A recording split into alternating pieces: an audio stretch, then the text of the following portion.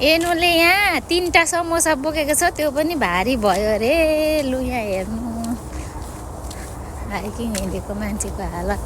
Phone पनि भारी भइसक्यो अरे। यता 2टा आउँदैछ, यता म।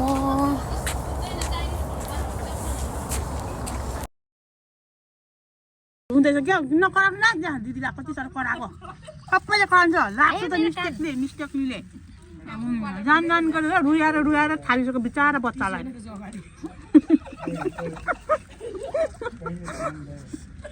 धेरै नहेप्ने नि त्यहाँ लुती भनेर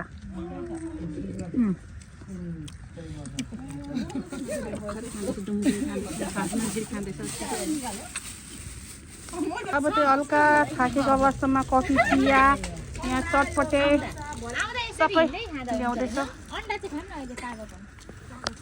ल ल ल खानुहोस् त। खै मलाई थोरै हालिदिनु होला, तातो होला फेरि। चिसो आइस हालेर खानु मन थियो।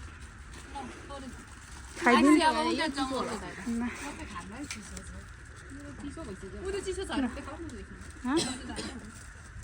तर मिठो बास्ना आइरहेछ चियाको।